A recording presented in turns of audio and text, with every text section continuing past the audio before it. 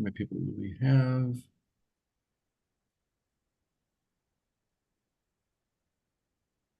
Looks like we got 25 people.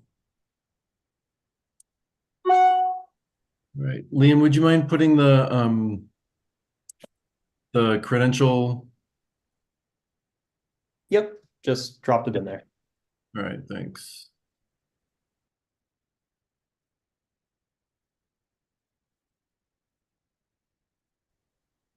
And to confirm, my screen sharing is just of the slide. It is of the window with a slide in it, so we can see your browser tabs and stuff too. Okay, but you don't see the rest of my screen. Nope. Okay, all right. All right, well, welcome everybody. We will get started here. I'll call the meeting to order. Here is the agenda for this meeting. While you bring that up, Liam, if you can post in the credentialing link, please log in using the credentialing link that Liam is going to post here, and so that we can make sure that we've got quorum to continue with the meeting. With 30 people on the call, sorry, I'm about ready to sneeze. I believe we'll be above quorum. So Oh, and also before we start, I think somebody is doing recording. We're also doing a live stream to our YouTube account. So if you don't want to manage a recording, you could just get the full video from there also. all right, thank you. All right. So first up, we'll go through our meeting operations and norms. If you need to seek the floor for any reason, use your reactions button to raise your hand. We'll be able to see that and call on you. Lower your hands once you're done. If we have to take a quick poll of the membership, we might need to ask you to do a yes or no. That's also going to be found under the reactions. The reactions button is probably under the ellipsis that says more, off on the right side of the toolbar. Chat will be disabled at some times throughout the meeting. We'll let you know when we do that, so that we can better manage the meeting around critical votes and things like that. The meeting is being live streamed on YouTube. So meeting norms, please treat each other with dignity and respect. If you don't know, feel free to ask. You again use your reactions button to raise your hand. Please step up and step back. We are all volunteers here. We need your active participation, stepping up, but please don't dominate the floor. That's the stepping back. And please remember, everyone is a volunteer, everyone on board, and all of you attending here. And together we will share the responsibility for staying on time so we can get done by 9 p.m. sharp. We do run by Robert's rules, which are just a set of processes, procedures to run our meetings. If you don't know the details of Robert's rules, that's okay. Raise your hand and we'll help you form the request into a motion. You can see the form that the motions typically take. I move, we approve, amend, postpone, etc. As a voting member, you have full right to participate in our meetings. If you need us to slow down and explain something, if you have a question, again, please use the reactions button, raise your hand. We'll call on you. And as a reminder, if you are really good at Robert's rules, please use those powers for good and not for evil, and consider the impact that your complicated motion will have on the meeting, the rest of the agenda we have, and how the group functions as a whole. And with that, I will go into our land acknowledgement. Although we are joining virtually tonight, we'd like to start this event acknowledging that we are on the traditional land of the first people of Seattle, the Duwamish people, past and present, and we honor with gratitude the land itself and the Duwamish tribe. If you'd like to learn more about whose land you occupy and have occupied, please see this map at native-land.ca. And I'll also note that in addition to doing land acknowledgements, the 43rd does pay rent to Real Rent Duwamish. All right. With that, I will go into the agenda.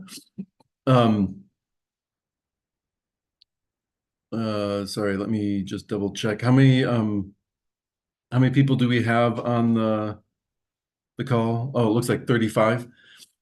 All right. So I'll officially call us to order. Do we have an approval of the agenda? Motion to approve. Is there a second? Second. Thank you very much. And then first order of business is approving the minutes from March. Here is the March minutes link posted in the chat. Do we have a motion to approve the minutes? Yes, Ellen, I can. I'm sorry, Paul, just a detail.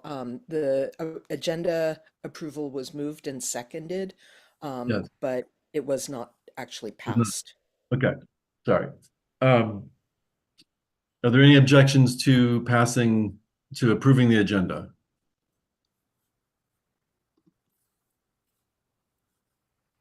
Any objections to approving the agenda?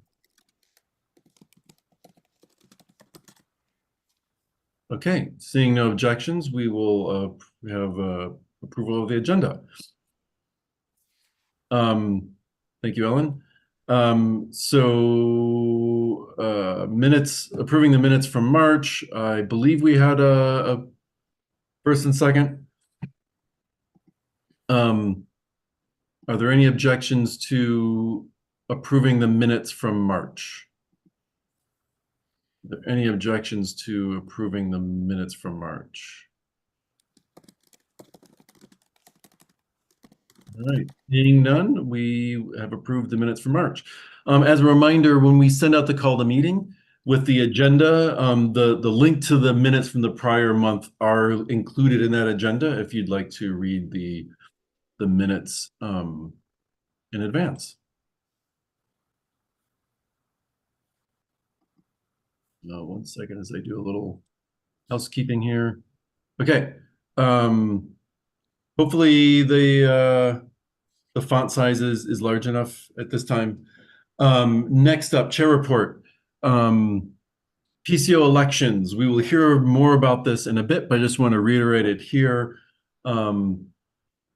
The PCO elections will happen this summer during the August primary. The time to file is in early May. We'll hear more about what you get, what the responsibilities and the benefits of being a PCR in a bit. But I would just like to say, if you are looking for a way to get more engaged with the 43rd Democrats and more engaged with helping support Democratic candidates, Democratic causes, I would strongly encourage you to run to be a PCO in your precinct. And we'll hear more from Ryan about that later in the meeting. Second thing is state convention. It's coming up in June 22nd in Bellevue. Few weekends ago, we had the election for the delegates. We will introduce the delegates shortly. We did get 25 delegates, and I believe all 10 of our alternates, which is great.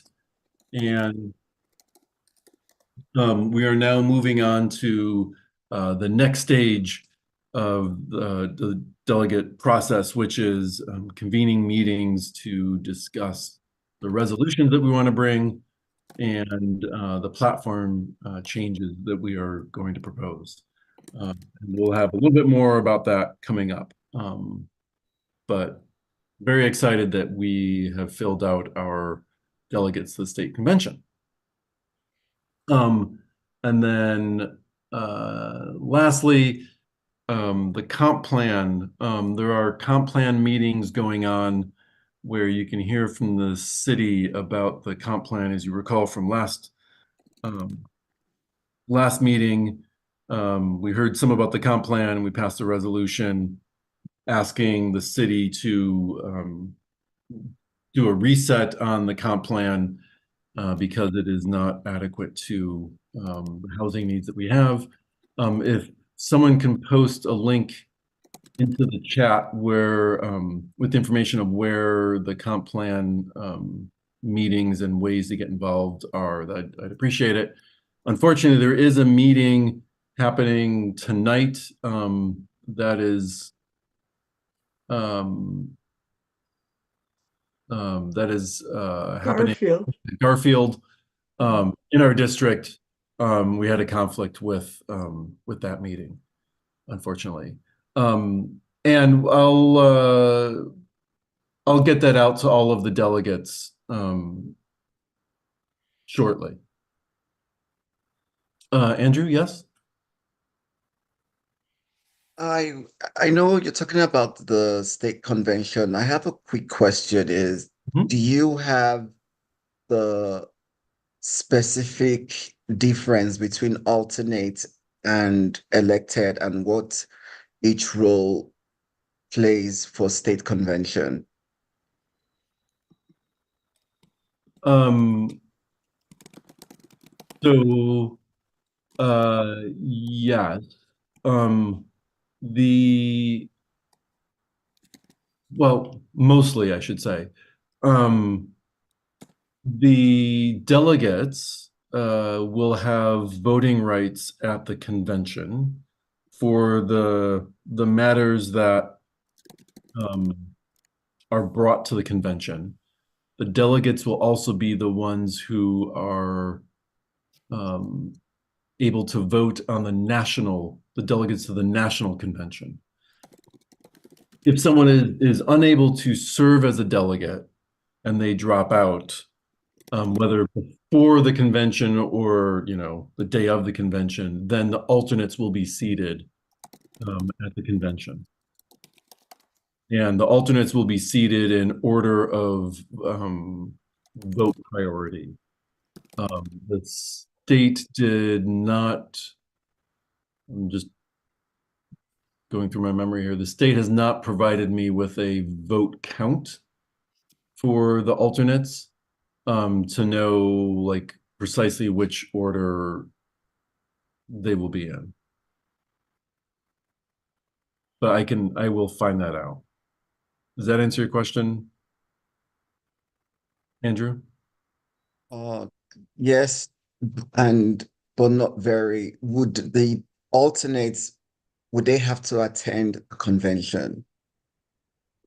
The alternates do not need to attend the convention. They are very welcome to, but they will not have voting rights at the convention unless they are seated as a delegate. And to be seated as a delegate means that one of the elected delegates would need to not attend. Could I extend Andrew's question a little bit? Yes, yes. Stan. So there'll be preparations for the convention. The delegates would participate as full members of that. Can they vote and make motions in the internal process before the convention?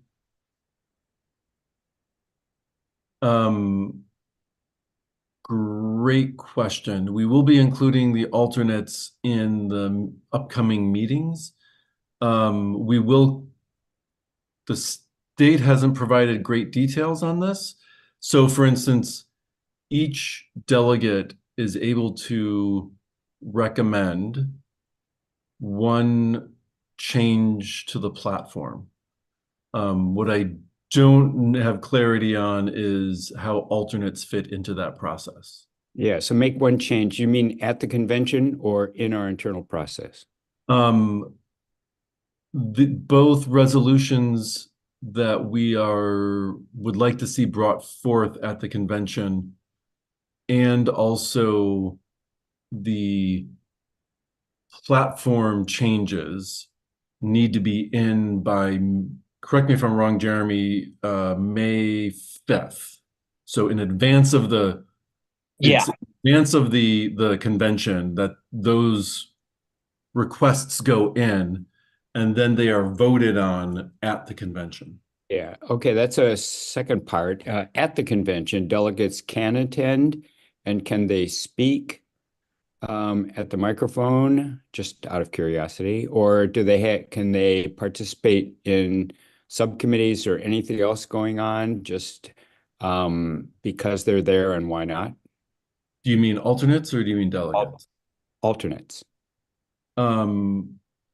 Alternates. Is there any good reason for alternates to go other than to observe the festivities? Amy, You yeah. want to speak to this? Yeah, so in 2008, I was elected an alternate for Obama, and I went to Spokane and attended, and I was seated. And it's often been my experience with alternates that they tend to get seated. You have a lot of delegates that just don't show up. They might have a family crisis or a health problem, or, so I would recommend that alternates, if you can go, to be part of the day. There are other things you can be part of. There's a lot of people with tables providing information. There's, various initiatives and campaigns that will be there that you can talk to and volunteer for. Alternates who aren't seated won't get to vote on anything, but there are also caucus meetings to attend too. So environmental caucus, Stonewall, lots of other things to participate in as an alternate. And of course, folks can always attend remotely if they're not sure if they're going to be seated. If it's okay, I'd like to, because we've got some guests here as well, I'd like to continue on. I don't want to shut down questions. So if you have questions, if you can throw them into the chat, and Jeremy, if you can just copy them out and who's asking, and we'll make sure that we get all the questions answered from the state to make sure that we are clear with both delegates and alternates as to what your potential roles and responsibilities will be. And Salona, yes, it's very, it sounds very likely that many alternates will get seated. And all right, and noted your question, Justin, thanks. All right, so next up, we have several candidates here to introduce themselves. We provide 2 minutes to each candidate once per election cycle to come and introduce themselves. And so we'll just go in the order that we've got here. Let me stop sharing. And let's start with Alexis. Fantastic. Hi, thank you for the opportunity to speak tonight. I was actually just at the Comprehensive Plan Open House at Garfield Community Center that was mentioned. So my name is Alexis Mercedes Rink. I'm a renter, a transit rider. I used to be a waitress, and now I'm running for Seattle City Council to fight for a city that works for all of us, not a select few. Throughout my public policy career, I've gained a reputation for bringing people together around solutions and making them happen. I got my master's degree at the University of Washington, and I have been working on housing and budget issues with cities and service providers to support communities most impacted across all of Seattle and all of King County. I know I'm the best candidate to unseat Tanya Wu, who got her start in politics siding with Republicans working against solutions for homelessness, because I got my start in policy uniting communities to address homelessness. I'm ready to bring my perspective as someone whose family has been impacted by incarceration, homelessness, and substance use disorder, as well as my policy expertise to the City Council to fight for housing investments, worker protections, climate action, and social justice.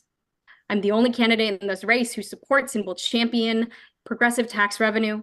Corporations and the wealthy need to pay up because we cannot continue to cut necessary services like library hours as we face a massive budget deficit. I'm excited by the early momentum my campaign has gained, with over 1,200 people already having given me their democracy vouchers in the first few weeks. It's clear that Seattleites believe in this movement to ensure our city is affordable, welcoming, and leading the way to a better future. So please visit alexisforseattle.com to learn more and help me qualify for vouchers and join my campaign. Thank you. All right, thank you very much, Alexis. Next up, we have Tariq. Should probably unmute myself. Evening, everyone. My name is Tariq Yusuf. I use he, him pronouns, and I'm running for the at-large position 8 on the Seattle City Council, and I'm also one of the uncommitted delegates for the 43rd at the state convention. I was born and raised in the New Holly neighborhood in South Seattle and lived there for about half my childhood. I came from coming from a low-income housing community. I've seen the way the city's changed over the past 2 decades, and while there's a lot of positive changes that have come to the region, right now the city fundamentally doesn't serve everybody. I've seen a lot of neighbors and friends of mine slowly be pushed out of the city by increasing cost of living and lack of access to basic social services. Today, almost 90% of the population of the city are white-collar workers, meaning that the vast majority of our lower and middle-class communities come from outside the city, compounding our problems of social equity, traffic congestion, and quality of life. My own brother, who works as an imam in Columbia City, commutes from Arlington because that's where he could afford to live. The state of the city isn't sustainable, and instead of working towards solutions to create a city for everyone, the current administration is instead more interested in pursuing defunding of social and community services, criminalizing homelessness, and pushing people literally and figuratively out of the city. The Seattle I grew up in was focused on creating a community that fundamentally takes care of its people, and I believe that legacy is still there. I'm running for city council mainly because I'm tired of complaining about the same problems year after year, and frankly, I've become frustrated enough to want to step up and advocate for my friends and neighbors that are struggling. My vision of the city is one that supports everyone, regardless of whether they lived here their whole lives or they're stepping foot here for the first time. In my life, I've relied heavily on social programs like Seattle Housing Authority, Seattle and King County Public Health, and food stamps. I was able to attend the UW on the Husky Promise and was able to pursue a successful career in the tech industry as a result. And fundamentally, my story is not possible today, and that's what I'm running to change. I believe that a better Seattle is one that will take care of everyone, not just the people at the top. I hope you'll join me in this vision and lend me your support to help you qualify for vouchers. Please check out my website more, tariqforcouncil.org, and thanks for the time. All right, thank you, Tariq. And last, we have Chris Reichdahl. Chris. Hey, good to see you all. Thank you so much. I'm Chris Reichdahl, State Superintendent of Schools. You're incumbent Democrat in this role, and I very much appreciate the incredible support that I've had in the past. We've been through one heck of a time the last several years, pandemic and post-pandemic. The governor and I made brutally hard choices. Sometimes that made us unpopular, particularly with the right wing. We focused on making sure we had a good vaccine that was ubiquitous before returning kids to school, and it had impact. The good news is, and what you won't hardly read in the Seattle Times, is the best kindergarten readiness scores we've seen in 7 years, the best student mental health scores based on a survey of 200,000 students that we've seen in the last 4 years, record numbers of kids in acceleration programs, record high graduation rates, remediation rates in colleges going down, even as students have taken more rigorous math and science. So there's a lot of work ahead of us, but I think what we have done is put the foundation in place. I'm so grateful to be endorsed by the governor, by 100 sitting and recent Democrats in the legislature and local government everywhere, Congresswoman Jayapal in sole endorsement, as well as Strickland. So just really have built a team here that's focused on closing gaps, and it's not easy. So 3 things real fast for the next 4 years that I think will be monumental. 1, keeping public schools public. 24 states have voucherized now. It's resegregating schools by race, disability, and income, and religion of all things. It's unbelievable. Number two, we're down $1,000 a kid to inflation. That's $1 billion a year just to maintain programs we had in 2019 pre-pandemic. So we've got to build that coalition to fully fund schools and do it equitably so that the money's following kids more than it's funding systems. And then lastly, I built mental health networks that have had a massive impact, but that's a response system. And so right now what we're working on is really changing our learning standards to be the first state in the country to really tackle this idea of misinformation, disinformation, and propaganda. Our young people are overwhelmed by what's on social media and in digital formats. And we've got to teach into that moment so that they're making really critical decisions around information. We thought this would live outside of classrooms and schools, and it doesn't. And it's having a big impact. So when you teach into media literacy, information, disinformation, you start to empower young people to understand what they're going through, because no other generation has gone up developmentally before their brain is fully developed with this much stimulus coming at them that's quite frankly mostly selling them negative framing, because it's got a click-through rate that's a whole lot more than we see in hope and positivity. So there's a science to hope that we teach as well. Appreciate you all very much. Lots here. I'll put the link in the chat here to get a hold of me, including my personal cell phone. I appreciate what you all do. This is a monumental year. I would love to earn your support. And I'm grateful to have this role as the incumbent Democrat. My children, Carter and Kennedy, thank you for all of your work. Two public school students. We clearly eat, sleep, and breathe Democratic politics with those names. I hope you're all well. Thanks a lot. Thank you, Chris. All right. Moving on, our next item on the agenda is PCO appointment. Justin Peterson. Justin, do you want to speak briefly? Yeah, hi everyone. I'm Justin. I'm on the board of the 43rd. I am your KCDCC alternate, and I am currently also going to be an alternate to our delegation to the state convention. I am wanting to become a PCO here. I have a vacant district, and I felt like somebody needed to step up and represent, or sorry, not a district, our precinct, step up and represent that precinct, contribute to all of our votes going forward. So I would appreciate the support. Thank you. Thank you. Is there any objections to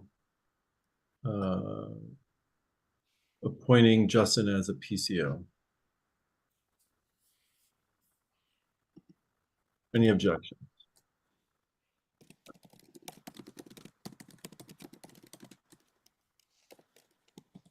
All right, seeing no objections, thank you, Justin. Next up on our agenda, let me just post the link to the agenda in here again. And let me also note, please keep, if you haven't, please fill out the credentialing form that Liam has posted. That will help us keep track of who's here. So next up on the agenda, we have Betty Lau and Brian Chow here to talk with us about the Sound Transit 4th Avenue station.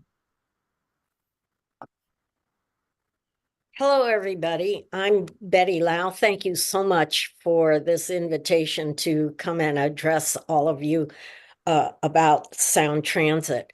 I am a longtime community advocate of Chinatown International District, which is the collective name of Chinatown, Japantown, and Little Saigon. I grew up in the what is today Pioneer Square area, where the second Chinatown was, and the current one we have is our third and final Chinatown. We have nowhere else to go if we're pushed out of there. The current situation with Sound Transit is that a year ago, the board voted to avoid building the 4th Avenue at Union Station Transit Hub. This was quite a blow to the entire region because it disconnects the entire regional system. and of course, the heaviest impact will be to Chinatown International District. It is that 4th Avenue location is the only link to where all three rail lines were to converge, line 1, 2, and 3. It is also the only location that is closest to other transit modes: Sounder, Amtrak, ferry, streetcar, buses.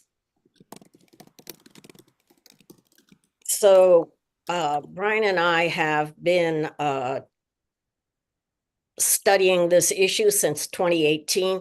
My first brush with Sound Transit was in the late 80s with the building of the Metro Transit Tunnel. So we have quite a bit of knowledge between us. We also attend the Sound Transit meetings twice a month. I myself have read the 8,000-page DEIS, all the sections regarding the 4th Avenue and also 5th Avenue, which is supposedly no longer on the table. Other groups that have joined us in this struggle to get Sound Transit to keep the voter-approved promise of building the second transit hub, Westlake is the first, at 4th Avenue on Union Station, are Historic South Downtown, SODO, Alliance for Pioneer Square, and the 36th and 37th legislative districts. And those two legislative districts have passed resolutions supporting 4th Avenue Transit Hub at Union Station, and we are hoping that the 43rd will do the same. In addition, the supermajority of CID residents, businesses, and nonprofits also support having that transit hub at 4th Avenue. Without it, people, an estimated 70,000 riders per day will be bypassing the area. And so we will be losing, we meaning CID, will be losing out on the benefits of light rail, both economically and with regards to social justice, because federal and local tax dollars will be used to bypass Seattle's last remaining community of color.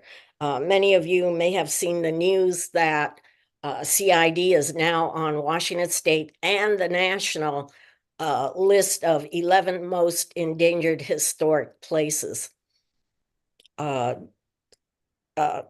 and I were have been in a lot of interviews and in a lot of media about that issue. So please feel free to contact us if you need more information.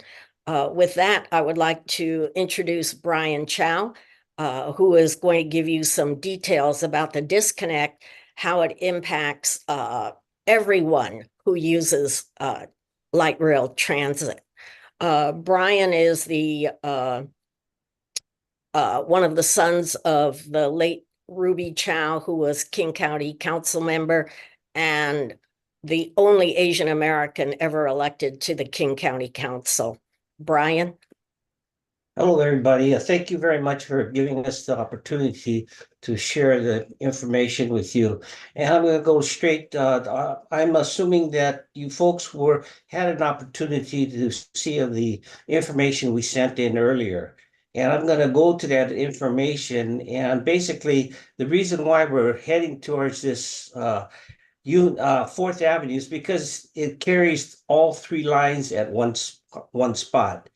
And if it's not there, they will build a light rail station at the jail station in Seattle. And they will build another light rail station or stop at the Greyhound bus area, and they will bypass the Chinatown light rail station that exists right now. So with that said, if you're coming from the east side, if you can imagine taking a light rail on the east side and you come over Mercer and then you come into Seattle, which they're building right now, you will go into the going to the Chinatown station that exists right now, you'll have to go up to the Pioneer Square stop, get off there, walk a good half a mile up to the jail station, and then transfer onto another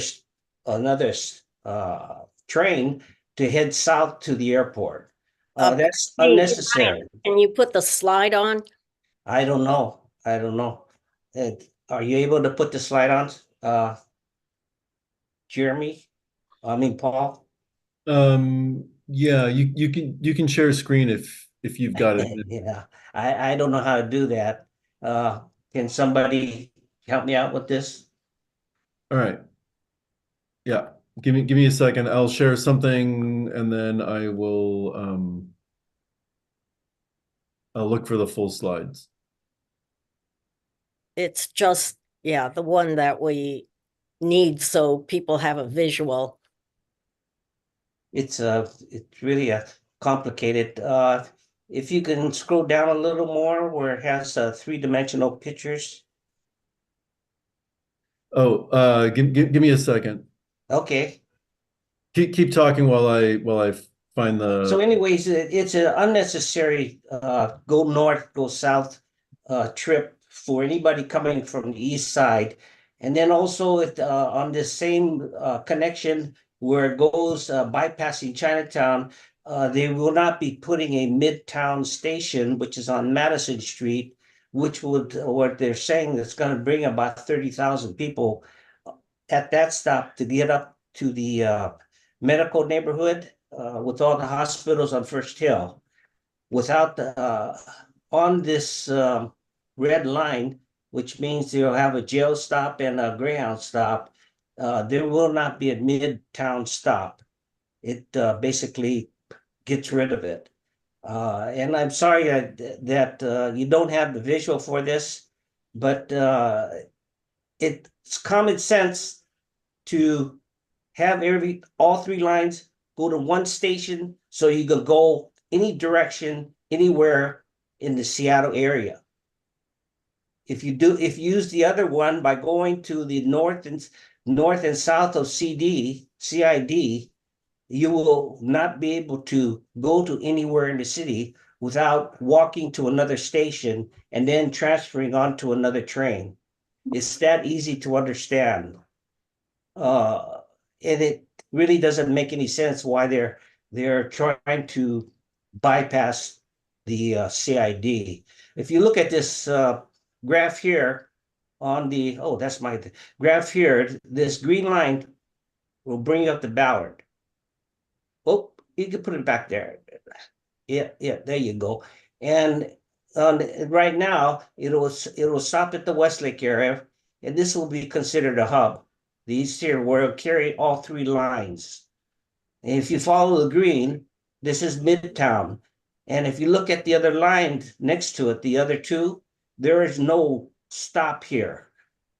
And which the Midtown creates a stop where the number of buses that will bring people up to First Hill, which will go to the right there. Now, on this one, which is the one that's going to 4th Avenue, which makes sense, it'll take you right down here to the existing Chinatown station, and you'll be able to catch all three lines.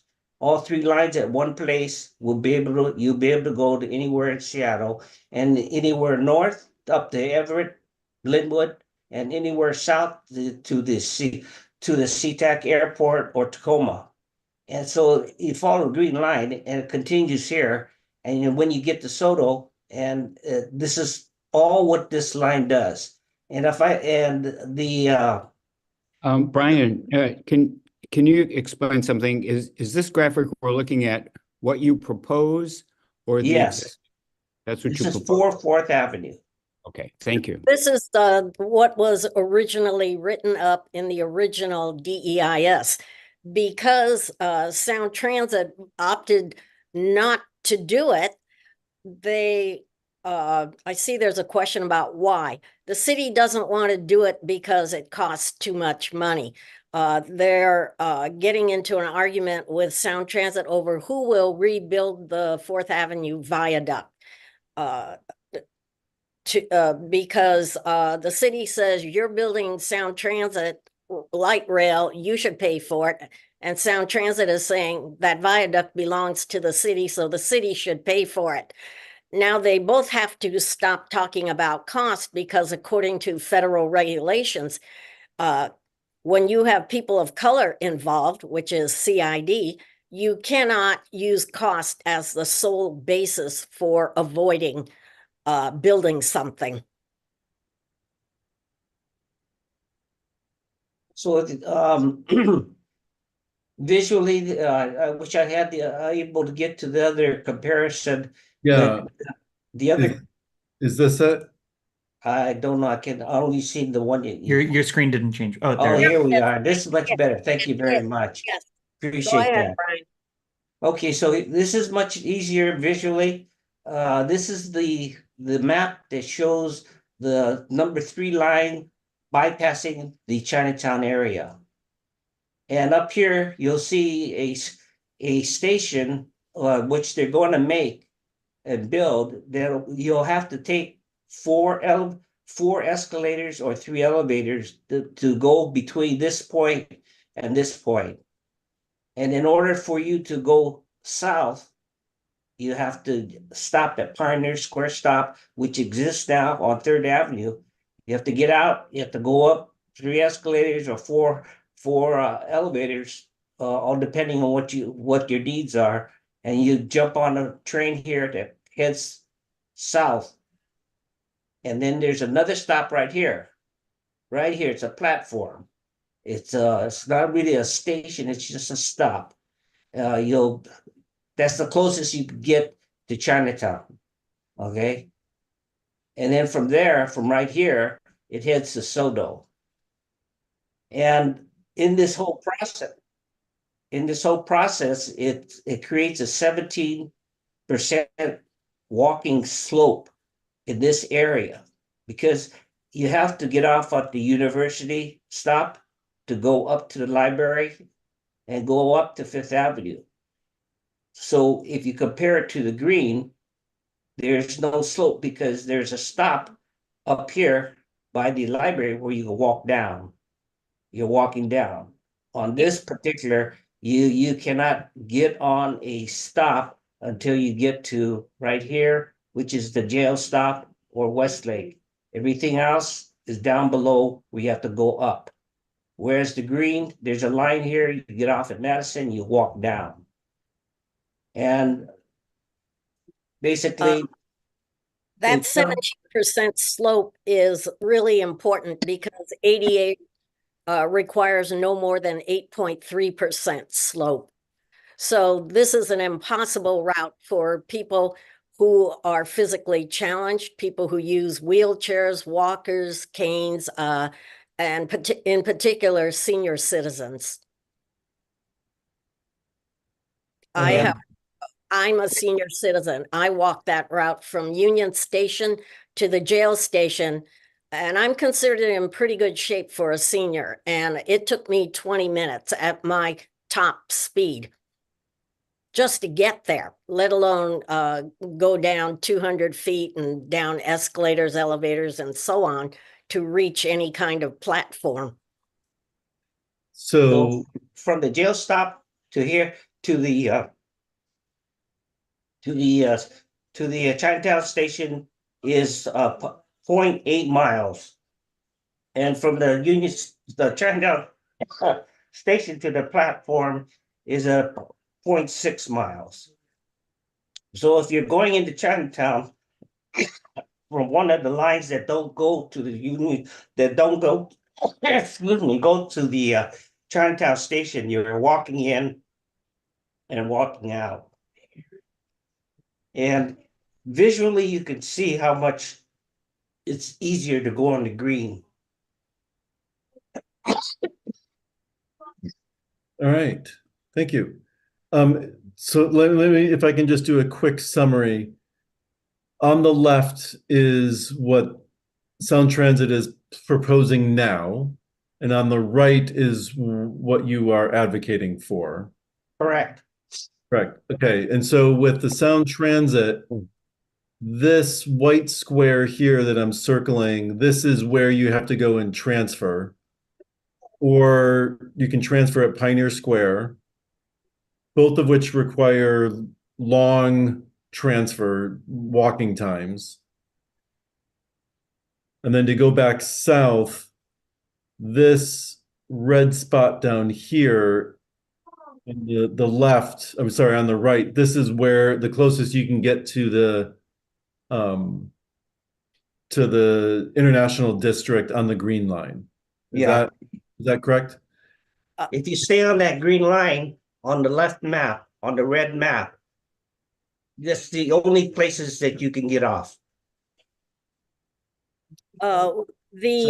Dearborn, so-called south of CID, Dearborn stop is deceptive.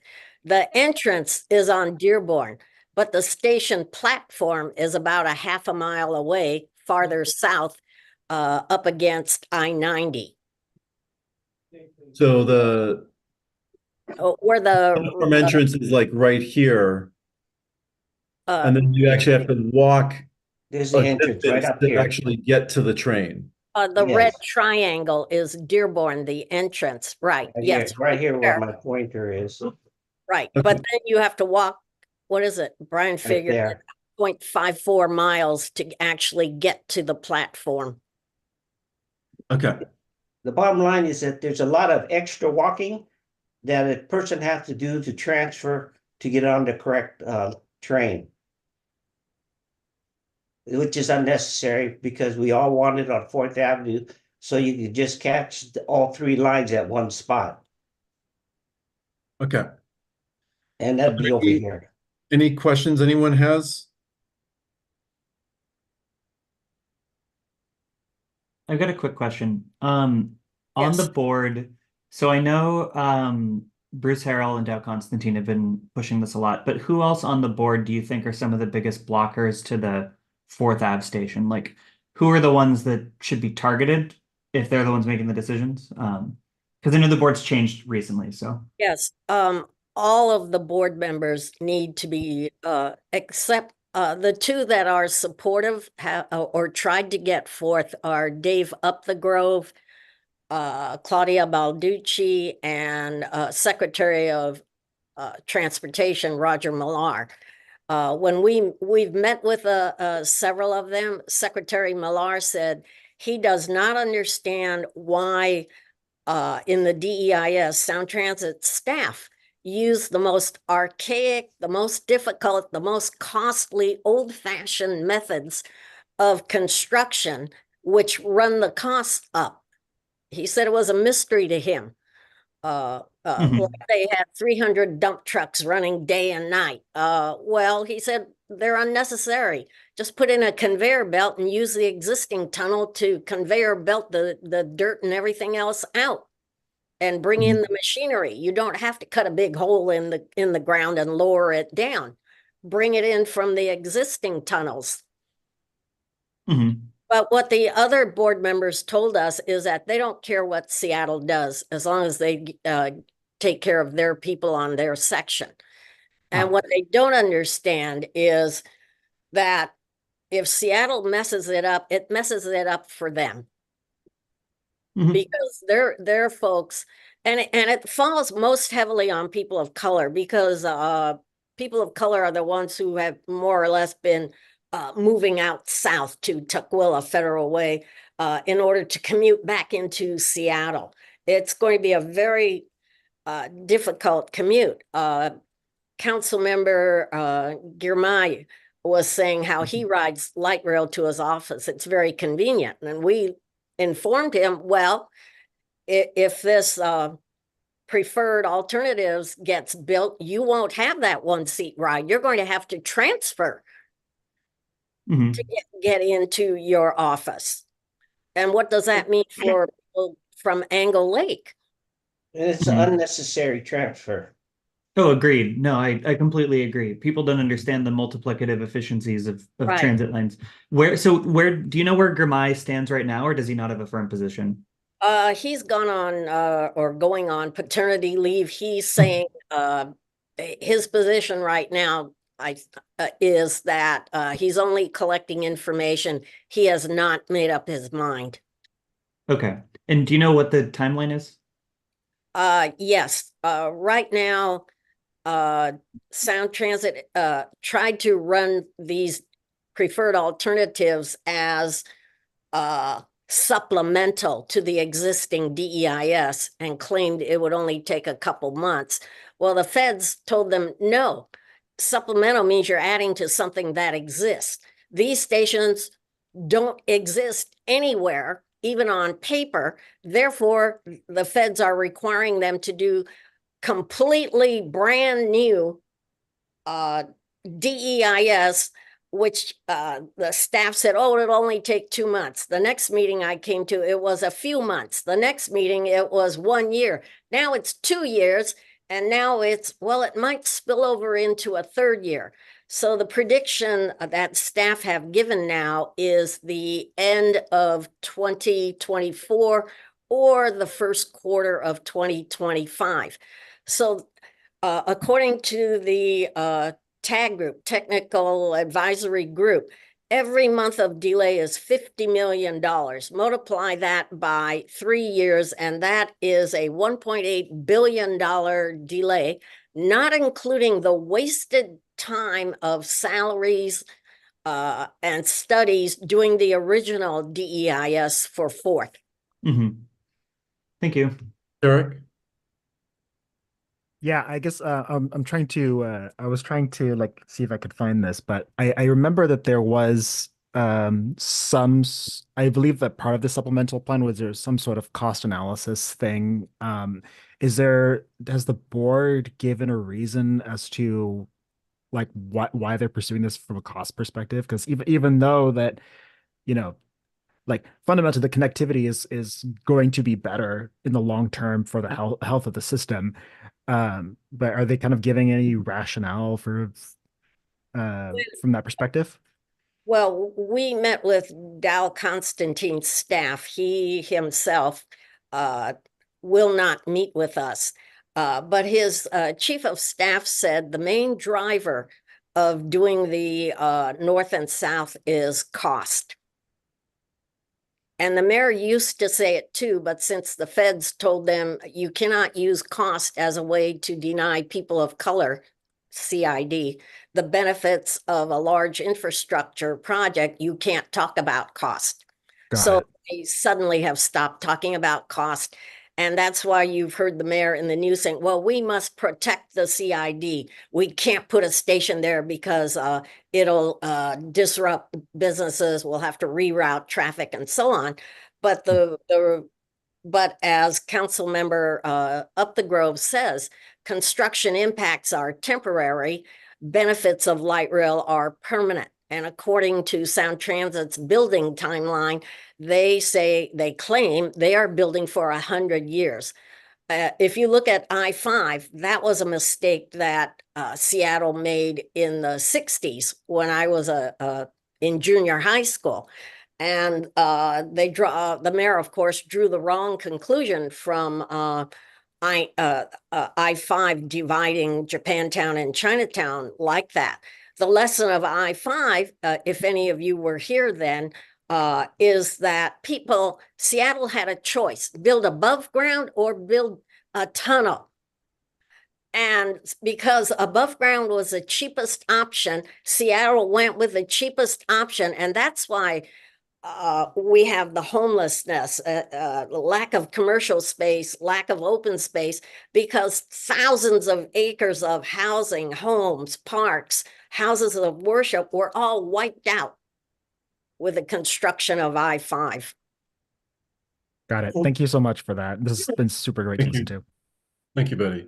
One last question, and then we'll move towards considering the resolution. Anne Marie?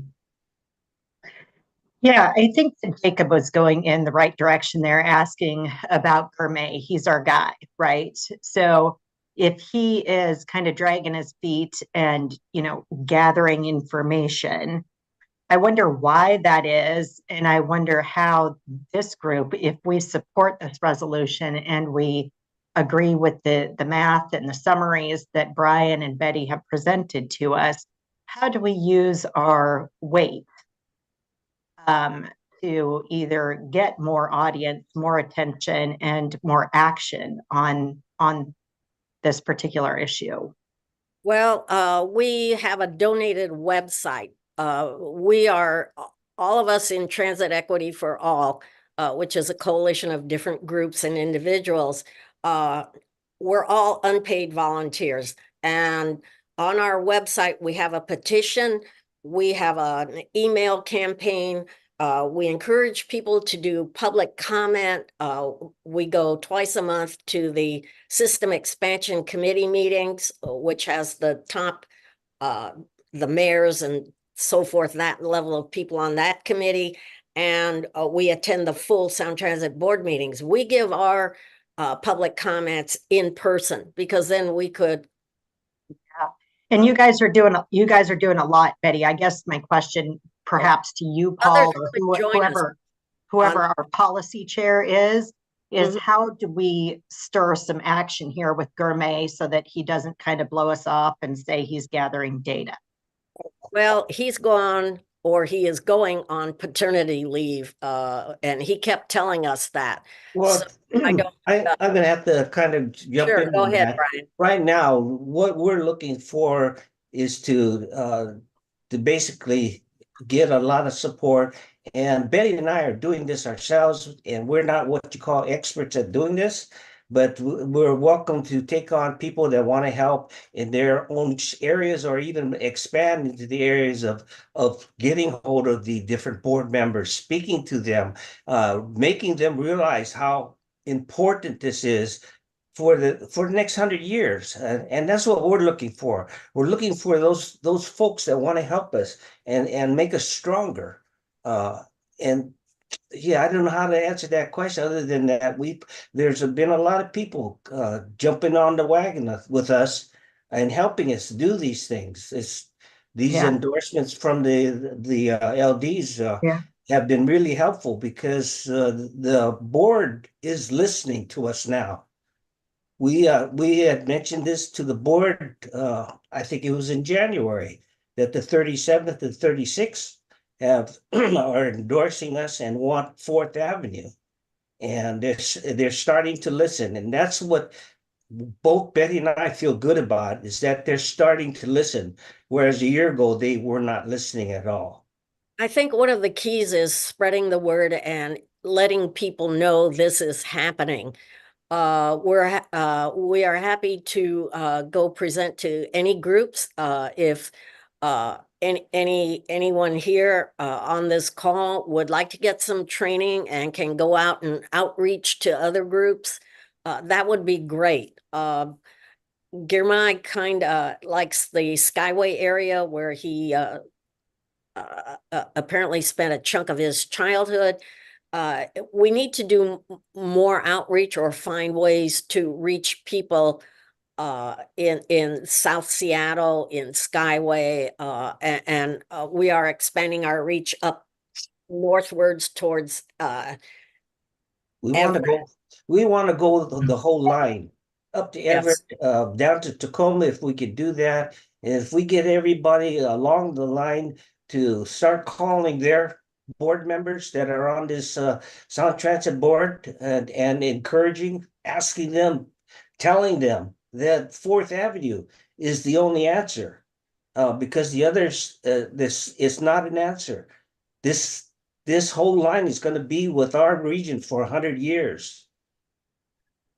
Thank you. All right. So I'd like to thank you both, Brian and Betty, for your time and the education put here. I'd like to move towards considering the resolution. So Anne Marie, to your questions, our first step is the membership considering a resolution endorsing the 4th Avenue station. And from there, we can move on to then advocacy as the 43rd. Of course, regardless of how we vote, endorsing or not endorsing this resolution, any member can, of course, speak their mind directly to any of our elected officials. And so with that, Jeremy, I believe you're a sponsor of this. Would you like to very quickly take us through this?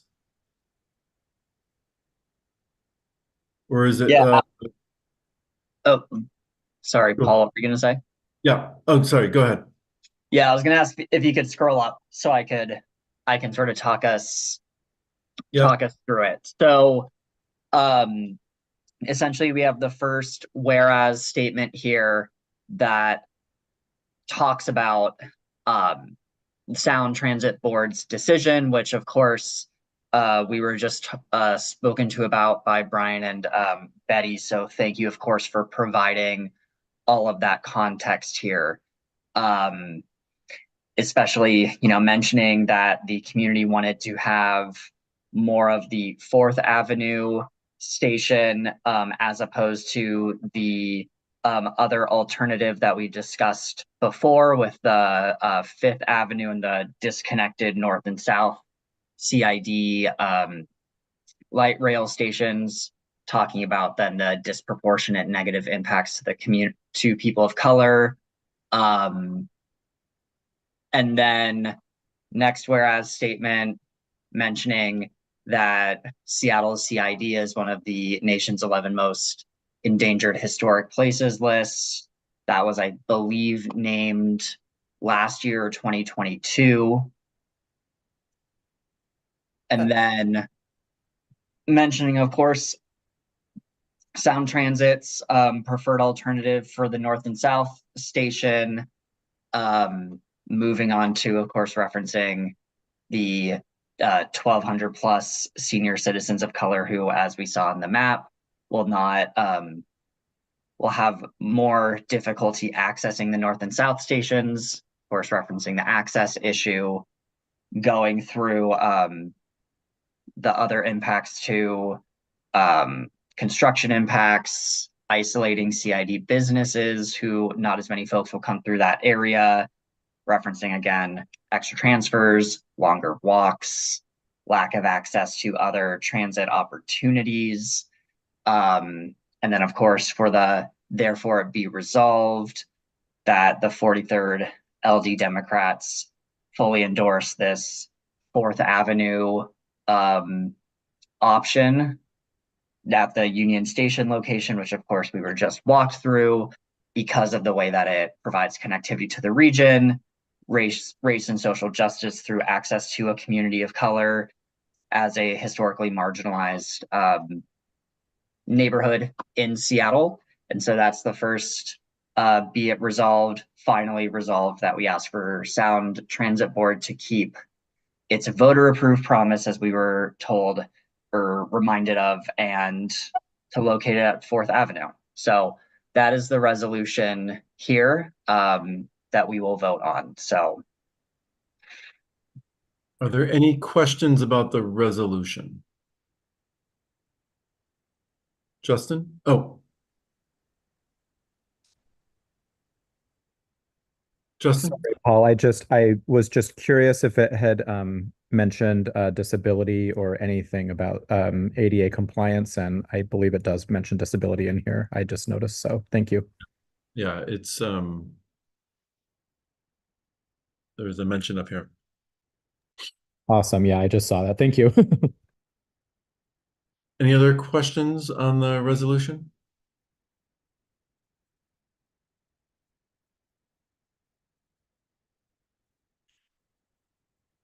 All right, seeing no additional questions, we will move on to considering. Is there anyone who would like to speak against this resolution?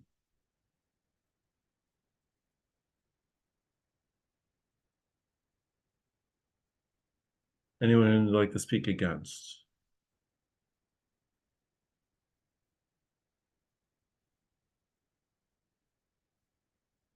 All right, seeing no one speaking against, we'll have one speaker speaking for. Is there somebody who can speak for the resolution?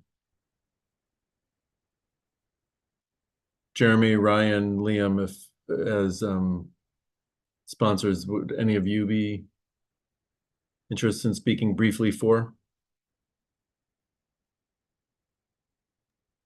I mean, I can go ahead and speak for it. I think, as we heard in the presentation, it's I think fundamentally important as the 43rd that we uphold our values of race, social justice, equity, the intersections with transit, and making sure that, you know, we are advocating for other communities here in Seattle to have the best transit options, ones that, again, as we've also seen, are best accessible by foot, allow for then local community small businesses to better flourish. And I think that supporting the 4th Avenue station is the one that best aligns with our values. That is both more sustainable in terms of keeping these communities alive. So yeah, that's my 1 minute in favor. All right, thank you, Jeremy. And just for completeness, I'll ask again if there's anyone who wants to speak against the resolution.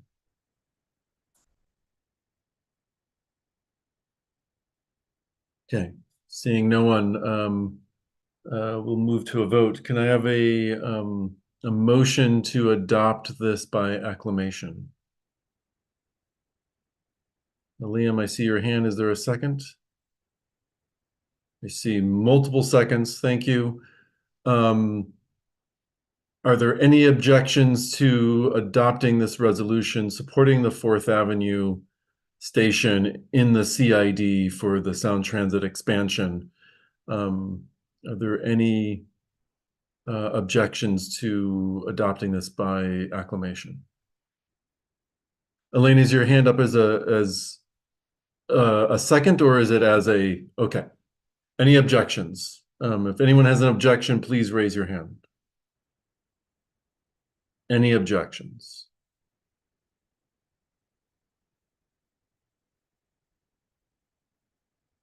All right, seeing no objections, we have adopted this resolution. Thank you very much, everybody. Thank you, Betty and Brian. You can communicate this on your website. We join, I believe, the 36th, the 37th, the 46th, I think, is also considering this. So there's a number of the Seattle LDs who have supported or are considering supporting this the same resolution. And Anne-Marie, to your questions now, we will communicate this to Gurmai and to our other elected officials that we have supported this. And we will ask all of our members to also use the resources at Transit Equity for All. Let me pull that up again. To add our voice to calling for the transit station to be built at 4th Avenue. And I would also encourage everybody to use your social networks to build awareness around this issue, and to ask your friends, neighbors, family, even the people you might not like so much, to join, to educate themselves about this, and to contact Sound Transit and our elected officials to support this. All right. Thank you very much. You're welcome. Thank you for coming. Thank you very much again. Thank you very much. Yes. All right. Next up, we are running a little bit behind here. Ryan, if you want to talk about filing for PCO. Yeah, and I'll aim to be quick. As many of you might know, every 2 years we have elections for PCOs. So everyone who is currently a PCO, whether that's elected or appointed or acting, all of those get a nice big wash for the end of coming at the end of this year, which means everyone gets to now file to be a PCO. So just to give you a couple of the dates to keep these on your radar, the filing dates are going to be from May 6th to May 10th. They're going to close at 5 p.m. on May 10th. So they don't close at the end of the day on Friday. They close at the end of the business day on Friday. So you have between that Monday and that Friday by the end of by 5 p.m. on that Friday. There is a link on our website. I will also be sending out information to everyone with all of these links as well as a reminder of where you can go to find information on how to file. You will go to our county website. It is currently not updated with all of the most up-to-date information. It has mostly information from 2 years ago, other than our current dates. But it will walk you through the process. If you would like additional support in what that process will look like, there is going to be a Zoom meeting on May 4th. I will send that link out as soon as it is created. But on May 4th, there will be a opportunity to hop onto Zoom and to be walked through the process of what it is going to the process will entail to sign up to be a PCO. Taking a further step back, what I should have started with is how wonderful it is to be a PCO. All of you who are already PCOs, you already know the joy of getting to go out and connect with your community members and hear from them what issues matter to them and help educate them about what is going to be on the upcoming ballot. For those of you who haven't yet, you should consider it. It's a really great way to get involved. Our precincts are relatively small. They're usually just a couple of blocks, and your responsibility mainly entails going out once in the primary and once at the general election to engage with your community. That could be canvassing by knocking on doors. It could be going and chatting to people at a farmer's market. It could be doing phone banking or text banking. There's a whole bunch of ways that you can help to connect with your community and help them understand what issues are important to us, what issues are important to them, and get them ready to vote in both the primaries and the general election. In addition to helping to engage with your community, you also get a couple of benefits. You get to vote on our precinct chair and vice chair. Also, if there's any retirements and there needs to be a replacement, you get to be involved in that process of figuring out who replacement legislators will be. In addition to all of the fun activities we're going to get to do. So as a heads up to all of our PCOs and anyone else who'd like to join, we're going to be, we're in the process of collaborating on some workshops across some of the other precincts. So you can come and get additional support. In particular, if you're like, oh, I don't know, knocking on doors, talking to people in my neighborhood, that sounds a little outside my wheelhouse. We've got support for you. We're happy to pair you up with a buddy so that you can go around and you can watch someone who's done it before and build some, some skills that way, where I'm happy to come out and knock on some doors with you to build up that confidence as well, or to just talk through what are some of the best strategies to engage people. We've got supports there to help you out. And we've got the link right in there. Again, May 6th through 10th is the opening. There's going to be a workshop on May 4th that'll walk you through the process. There's also going to be office hours on the 7th and the 9th in the evening. So if you're going through the process and you need some additional support, there'll be some office hours there as well. I'm still waiting to get all of the links for all those things. So once I've got all of the information and all of the links together, I will send out an email to everyone so you have it in one nice little convenient place with all the links that you need. So with that, I'll pause and see if anyone has any questions that I can help with.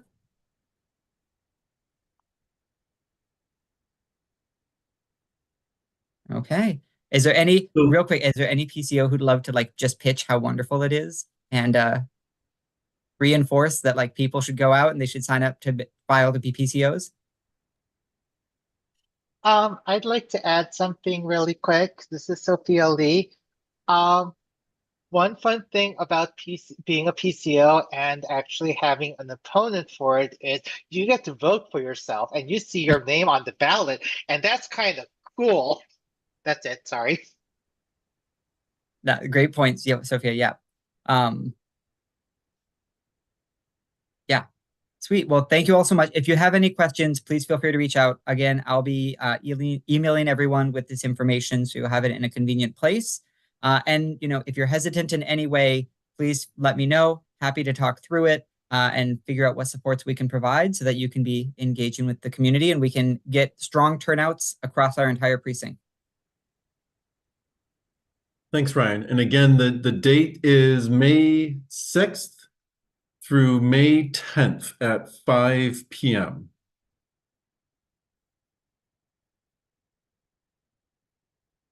Awesome. One other note, it will be elected PCOs who will vote in the upcoming reorg election for the 43rd, which will happen in January of 2025. So if you want to be able to have a say in the next board for the 43rd LD, you should run as a PCO. And to clarify real quick, even though we're doing this nomination process in May and there will be election in August, all of our current PCOs, you are all still PCOs until December. So we're not like cleaning the slate right now. Everyone who's currently an elected or appointed PCO, you are still a PCO until the start of December. So you are still the people who are going to be, our primary engagement with community as we go into this election cycle. Filing for a PCO in May is going to set you up for a 2-year term that'll start December of 2024 and go to December of 2026. All right. Thank you very much, Ryan. Okay, next up, we have more on the state convention. Again,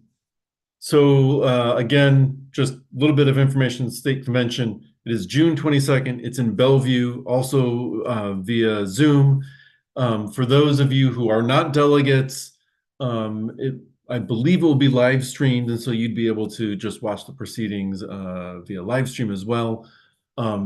As Amy and others have said, it's a great opportunity to connect with other engaged Democrats from across the state and with elected officials, make friends, find people who are like-minded and collaborate with them on issues of great importance to the 43rd, to the city, to the county, to the state, to the nation.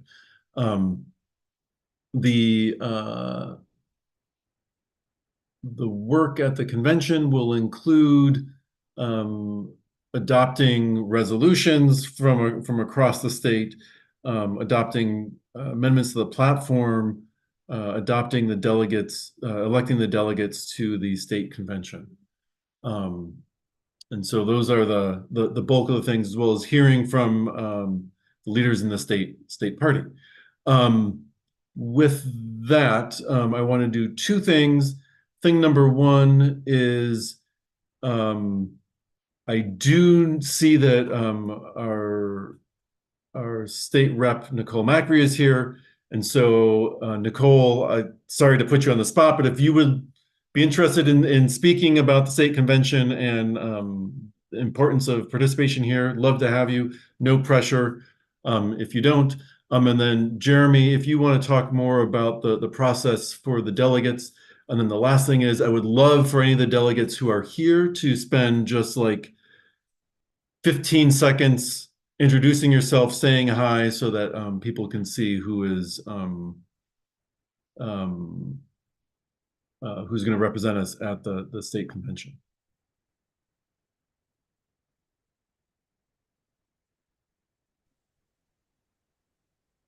Hi, everyone. Thanks, Paul. Thanks. I'm Nicole. Go ahead. I'm Nicole Macri, your state representative. And I just want to underscore the comments that folks had made earlier in the meeting. It's great that we got all our delegate spots filled for the 43rd. And I've been to the state convention in the past. It's awesome. And this is why we do this. This is why we come to these monthly LD meetings. This is how we really build a democracy and build a party that's strong. It's how we build the work that we're doing and make sure that we can get Democrats elected up and down the ballot and make sure that we have a strong platform that's grounded in our values. So I'm just delighted that we had so much interest in the 43rd and encourage those of you who were elected as delegates or alternates to go to the convention. All right. Thank you, Nicole. Thank And you. thank you for being here tonight. And thank you for the work that you do at the state legislature. Love all the work you do. Very excited that you are our representative. Jeremy, if you would like to talk about the next few weeks.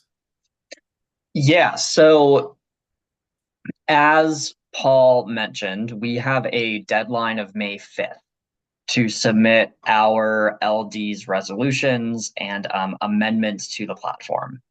The state party platform has been released. And so for any delegate, for each delegate, we get one amendment to the platform, which needs to be submitted by May 5th. Along with, as an LD, we get 2 resolutions to submit to the state convention, also needs to be submitted by May 5th. And then those will be voted on, I believe, at the convention. Again, as Paul said, this is my first time. There hasn't been a ton of direction yet. What I know is May 5th is when we need to have these submitted. And so essentially all the delegates and alternates got our schedule and timeline for having all the meetings to get this done on time. So we have a doc for everyone, or a Google Doc for folks to submit their individual amendments to the platform. The ask is to have your first sort of draft of that in by this Friday. Actually, let me make sure. I'm going to pull it up here in my email to make sure I'm speaking to this correctly. So yeah, the 20th is not the amendment deadline. Glad I checked. It is submitting a resolution topic. So we want folks to submit what topic they want to have a resolution submitted on by the 20th. This will help us for next week to find, for our first meeting as a delegation, we had the 22nd, but Paul flagged to me that is a date for Passover, one of the 2 main dates for Passover. So we're going to push that to the 24th, but we want to have that submission completed. So at that first delegation meeting, we can identify some of the main topics that are bubbling up for us to write a resolution about. And at that meeting, decide essentially who wants to jump in and write the resolutions following that 24th meeting. And then on the 29th, those committees to write those resolutions will meet, draft up the resolution that then we will vote on for our final meeting, which is May 2nd. So that's on resolutions. Again, sorry, this is confusing. We're trying to get all this done by May 5th. In terms of amendments, we are giving folks until April 30th to submit their proposed amendment into the Google Doc. You all will see this in the email with the platform and a link to the Google Doc. I'm going to go through and just check to see if there are any duplications. And if I find that folks have a duplication, like if 2 people's amendments are pretty much the same, I'll reach out, give them a heads up, see if you want to keep it, see if you want to change it, just so we are as efficient as possible here. That will help all of us by May 2nd, decide what resolutions we want to do, have our amendments done, which I want to have locked by May 4th for Paul to look at, and then Paul to submit by May 5th. I know that probably was a lot, but there is a timeline in the email to each of you that I hope can also provide some clarity. I'm happy to walk through this over and over again. Compressed timeline with a couple things moving, but that is what we are working on until May 5th, which is when we have to get our stuff submitted for the state convention. So I'll go ahead and stop talking in case anyone has questions, or else I'll just kind of motor mouth for a bit. So I'll stop. Anyone have questions? I do, Jeremy. I just wanted to confirm that all of the dates here on the schedule are for alternates and for delegates. I need to check. I think Paul and I need to better understand what's occurring with alternates. I think as an alternate, we still at least want you to be contributing to resolutions. Right. I need to confirm around the amendment part. Again, thank you. I need a bit more guidance there, but certainly join the meetings to make sure that you're contributing to resolutions. Awesome, thanks. Yeah. And Elaine? Just a question on whether you'll be trying to consolidate similar resolutions so that it makes more a space for, a greater diversity of resolutions, or whether whether people are encouraged to, you're saying amend them. Also, the main question is whether you'll try to consolidate to allow the quota to be, as wide a diversity of resolutions. Yeah, so in terms of resolutions, that is a great call that we should, once we see what the common topics are that people submit, just see what other folks and other LDs near here are landing on for their resolutions, which again, we have 2 of those as a whole LD. For amendments, each delegate has 1, and I will look to make sure none of them are duplicative. So we have that diversity of amendments. As you were mentioning, I wanted to touch on amendments and resolutions here just in case you meant one or the other, but hopefully that answered your question. Yeah, that's great. Okay. Any other questions?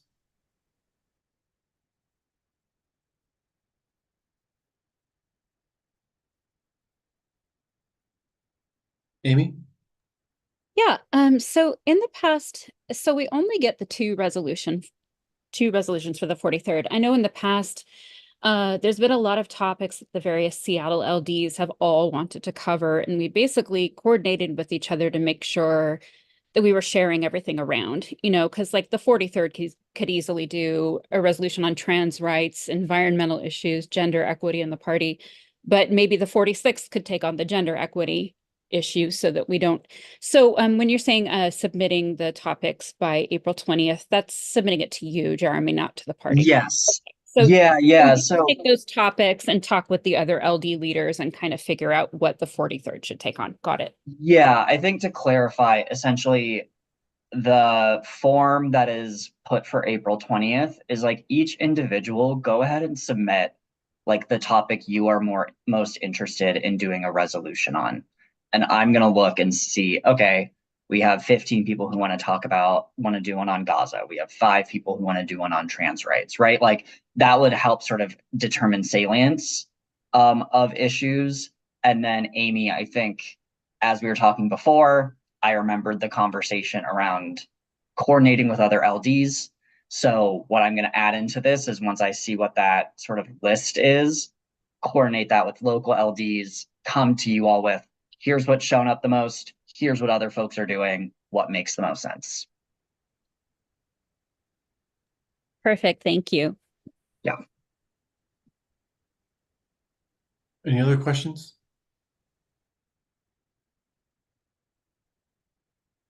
All right, if you are a delegate, if you wouldn't mind raising your hand, and then I'll call you in turn, and just literally 15 seconds, say your name, hi, and how excited you are to be a delegate. Oh, sorry, Jeremy, were you? Yeah, I forgot you meant the raise hand on the thing feature. Use your raise hand function. Yeah.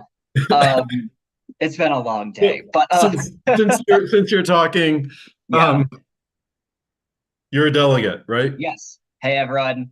Delegate Jeremy Erdman. Super excited to work on this process with you all. I don't think I need to say much else besides that. I will pass this off over to Christina. Thank you so much. My name is Christina Beverlin. I am thrilled to be a delegate. I'm an uncommitted delegate this year. Nothing could make me happier, and I can't wait to bring 43rd values to the party. All right, thanks. Ryan. Hi all, Ryan Driscoll, delegate for the 43rd. Excited to be there, and yeah. All right, thank you. Next up, Bryce. Hi, I'm unfortunately sick, so no camera on my ugly mug. I'm Bryce Colton. I'm an alternate to for the 43rd, and I'm really interested in pushing some urbanist policies to the state Democrats. All right, thank you, Bryce. Madison. Hi, everyone. I'm Madison Harlan. Thank you so much. I'm really excited to represent the 43rd Dems as a Biden delegate this year. Thank you. Tarek. Hi, I'm Tarek. You all have heard from me already. I'm an uncommitted delegate this year, and I'm super excited to be part of such an awesome community. Thank you. Landon. Hey everyone, Landon Lebowski. Super stoked to be a delegate for the district. Thank you, Landon. Solana. Hi, my name is Solana Cisco. I'm representing the uncommitted vote. I'm definitely excited to be a state delegate and attend the convention this year. Thank you. Thank you. Elisabetta. Hi, my name is Elisabetta. It's my first time being a delegate, and I'm very excited to be part of this group and bring forward our values of the LD43. Thank you. Thank you. Justin. Hey everyone, I'm Justin and I am an alternate and I am looking forward to my first time at the state convention. Thank you. And last I see Brad. Hi, I'm glad to be a delegate this year. Yeah, like others said, it's all about representing the 43rd there because, you know, we're Democrats here, and even though it's all Democrats, you know, not every district represents the same values. So when you think about what Democrats want, I like to think that the 43rd gets it right. Thanks. These were the elected delegates and alternates. In addition to the elected delegates and alternates, we also have automatic delegates. The automatic delegates include myself as chair, Emily Lake as vice chair, Nicole Macri as state rep, as well as Frank Chop and Jamie Peterson. We also have Andrew Oshiofu, who is from, I believe it's the position as chair of the LGBTQ caucus. And who else do we have? We have Amy and Sam as our state reps. And thinking through Rob Dolan, who is state party secretary. So I believe that rounds out the full delegation to the state convention. All right. Thank you all. Next up, and we are running a little bit behind schedule here, but next up we have a short presentation about the legislation that the city of Seattle is taking up to change the minimum wage laws for Paul, can we let Sonatina do her quick intro? Oh, yes. Yes, thank you for that reminder. Sonatina, we have another candidate for position 8. Hello, everyone. Thank you for having me. I'm just coming out of a meeting with Community Roots Housing. I'm Sonatina Sanchez, a candidate for City Council position 8. I'm currently qualifying for democracy vouchers as well, and I'd be honored to earn your vouchers, your vote, and the endorsement of the 43rd. I've been a proud resident of the 43rd pretty much my whole adult life. I studied at Seattle University and Seattle Central, and I'm currently a community organizer doing direct outreach in Cal Anderson Park, assisting neighbors connecting with food, transit, and housing research. resources. Sorry. Over my career, I've developed a passion for right-sizing our infrastructure and creating communities that everyone wants to live and participate in. I'm dedicated to details. I love getting into the nitty-gritty of policy, and I want to bring that dedication and passion with me to the council. I've been a real renter to the Duwamish for years, and I volunteered at a few Longhouse events. I'm on the Community Roots Housing Board. I live in a CRH building near Broadway and Pine. I'm a former board member of the League of Women Voters of Seattle-King County. I organize with the Transit Writers Union, founding the Bus and Transit Service Committee, and I was the first Unpaving Paradise P-Patch coordinator. I like to consider 3 questions when thinking about legislation. What is the goal of the policy? Who benefits and who is harmed? Progressive revenue, like expanding Jumpstart and implementing a capital gains tax, is essential if we're going to confront the $200 million deficit without sacrificing the welfare of our residents. I support passing I-137, and I'd like to continue my work to create a Office of Renter Standards, protecting tenants and improving clarity on renters and landlord rights. We also need to change zoning laws to increase the number of homes in our city and create a formal system of encampment approval partnered with housing providers and in compliance with right to shelter agreements. I thank you for your time, and I wish you much fun with the rest of your meeting. Have a good night. Thank you. All right. We have, let's see, we have Danielle Alvarado here from the Fair Work Center in Working Washington to talk with us about the gig workers law that the Seattle Council is considering. Yeah, thank you, Paul. Hi, everybody, coming to you from the land of the 37th, so not too far down the road. It's great to be with you. I'm conscious of the time, and I know that you all have covered a lot and still have some few things. So I'm going to try to keep this short so I can see what questions I can answer. For folks who aren't familiar with our organization, we do work supporting increasing workplace standards for workers, particularly for workers who are in low wage work, where there aren't a lot of legal protections or where there's a lot of workplace violations. The gig economy is one of those industries we've been really invested in for a number of years. We all know how much rideshare and food delivery and grocery delivery have become really essential services that people have relied on. We launched our campaign to create the right to some basic workplace protections, including minimum wage and sick time, 3 days before the state of emergency in 2020 actually went into effect, right? So we launched this campaign. We've worked for 4 years with workers to successfully advocate at the city level to make sure that delivery drivers in our city have the same basic protections that any other worker has. I don't think there's any other industry where you would debate the right to minimum wage, but delivery drivers, until we passed our law 2 years ago, didn't have that protection. So that law was developed by workers. Workers fought for years to advocate for it. It just went into effect in January of this year, so literally 3 months ago. And we have seen tremendous benefit to workers. Workers are finally making a living wage, understand how much they're getting paid, have the option to choose jobs with enough information about how they get paid. And it's really transformed the industry. And unfortunately, the platforms like Uber Eats, Instacart, DoorDash are hell-bent on making sure that they can escape regulations like this spreading to other parts of the country. And so they've really done everything they can to make sure that this law doesn't go into effect, and have launched a coordinated corporate campaign to urge the current Seattle City Council to repeal the law.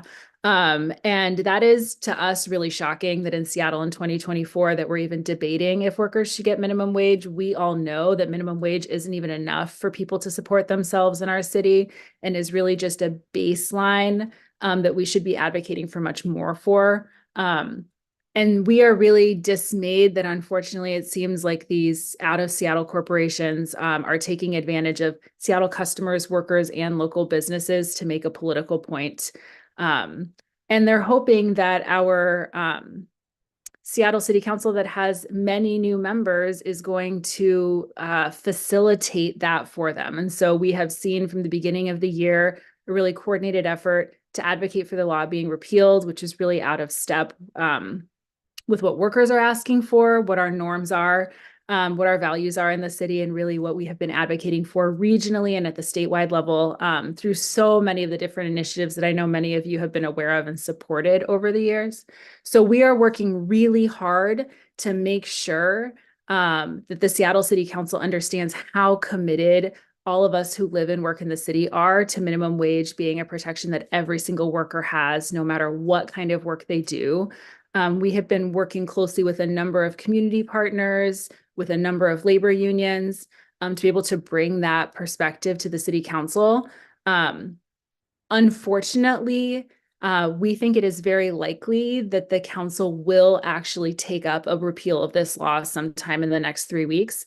So we are really looking for support from all of our Seattle residents to help make sure that at the local level, we are not backsliding, and making sure that we send a strong message about like what we stand for and what we expect as, residents and voters of the city, of our elected officials at the, downtown, and making sure that we are really continuing to be the regional leader that we have been for so long. So I'm going to pause there because I know that we don't have a lot of time. I would be happy to see if there's questions that I can answer before you all take up the resolution.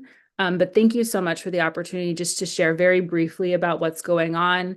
And I think, the last thing I'll say is that I think folks here probably understand that if something like minimum wage is up for debate, it sends a very concerning message to all of us about what other issues might be taken up at the city level, which of course can have regional impacts as well. So I'm sure many of you are paying attention, whether it's revenue or housing. Certainly we talked about transit earlier.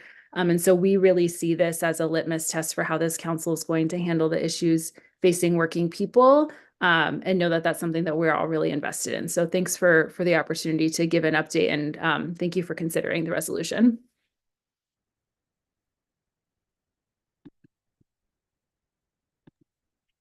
Thank you. Any questions anyone has for Danielle?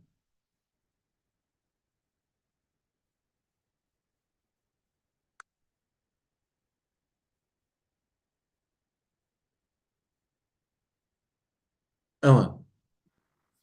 Hi, thank you so much for presenting that, Danielle. You mentioned the council is likely to take this up. Are there specific council members that you feel would be important to target if we're trying to communicate our feelings on this? Yeah, so I can say that Councilmember Hollingsworth has been incredibly supportive and very clear in her support for not cutting worker pay. I think even when people express support, it's really important that we acknowledge that. So, Councilmember Hollingsworth is on the committee. I think her continuing to hear from people that this is something that we want her to stand with workers on is important. Councilmember Rivera is also on the committee. We've had some conversations with her and think that there's still opportunity to make sure that she understands how important this is, and that supporting local businesses and supporting workers are not at odds. You can't have one without the other. And then, the other members of the committee include Councilmember Saka and Councilmember Kettle and Council President Nelson. And I think that unfortunately, something that we have seen is a reluctance to meet with workers. And so I can't say for sure I know exactly where they stand, but we know, that it's really important for everyone to be making the effort to hear directly from the people that are impacted. So we'd urge folks in particular to encourage the committee members who are about to hear this legislation, to make that time. Councilmember Moore, Councilmember Morales, and Councilmember Strauss have also been very supportive. So we appreciate that. And, are eager to look for ways to continue to partner with them. But I think especially Councilmember Rivera, as a member of the committee, would be really helpful to hear more from community members on at this point. Thank you. Any other questions?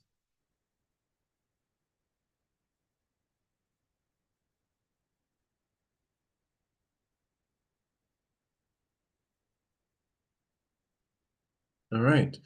Let me paste the resolution into chat again. And I will present my screen on this.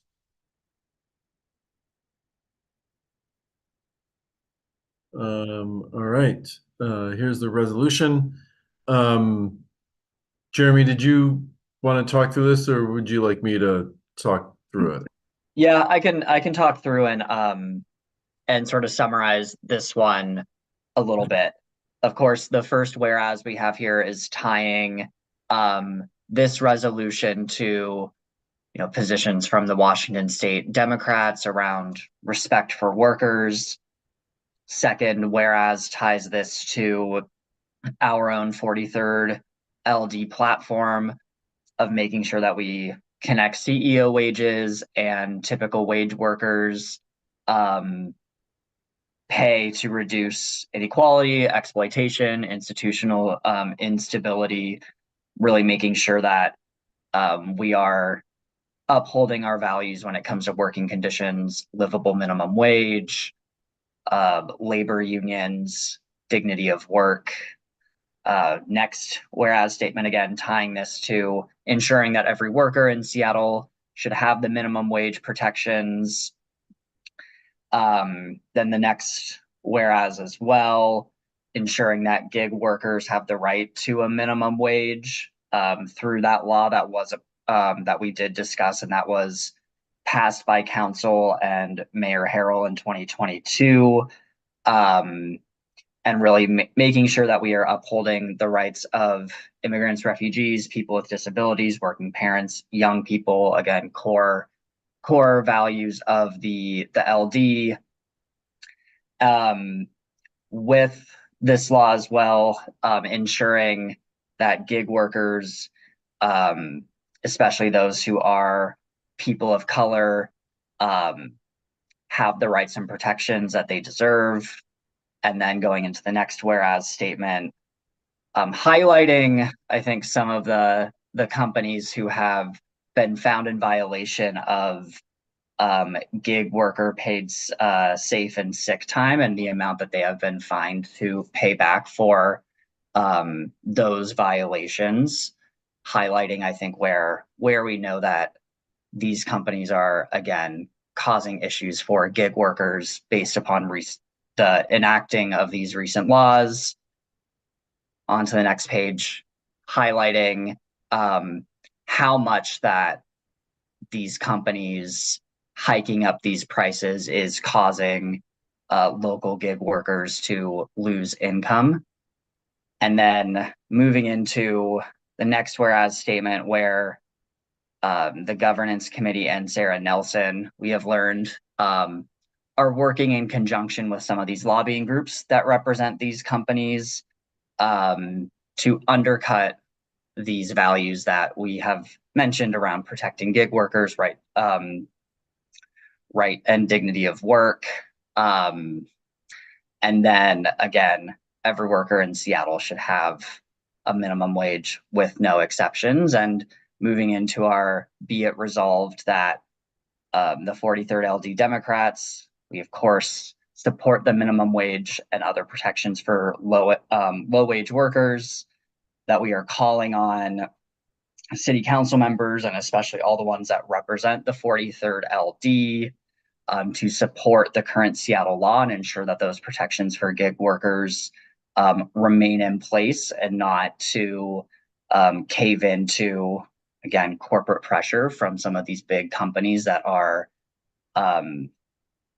enacting some policies here that are impeding their ability to, impeding workers' abilities to continue to make a living wage.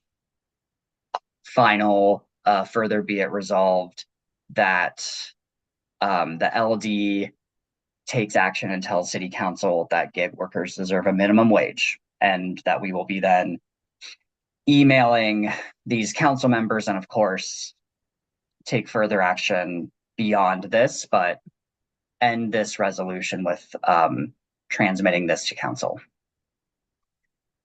Thank you, Jeremy. Are there any questions about the resolution?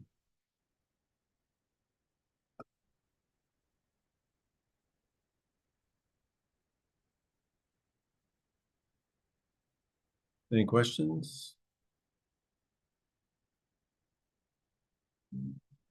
All right, with that, we'll move into debate on it. Is there anyone who would like to speak against the resolution? Anyone who would like to speak against the resolution?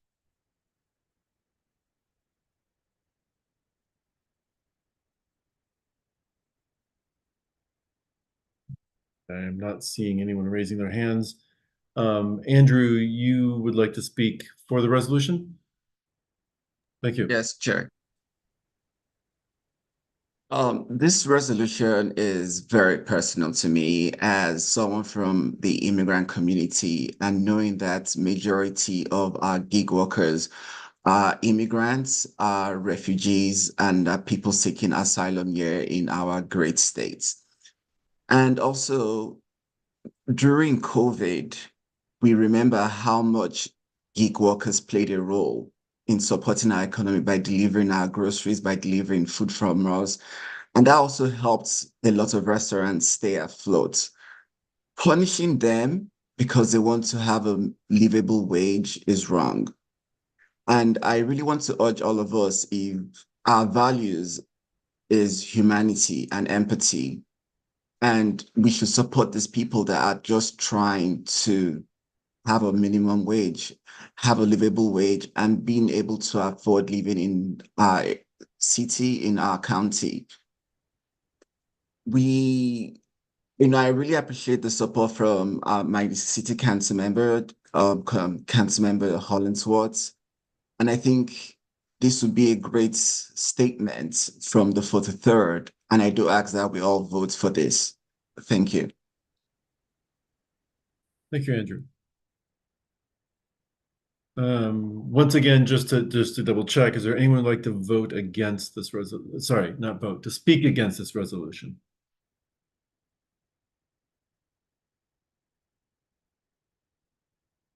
All right, not seeing anyone. Could I have a motion to adopt this resolution by acclamation? I would like to make the motion. All right, and I see Liam's hand raised as well for a second. Thank you both. Are there any objections to adopting this resolution, supporting the current law, providing a livable wage to gig workers? Is there any objections to adopting this resolution by acclamation? If so, please raise your hand. Any objections?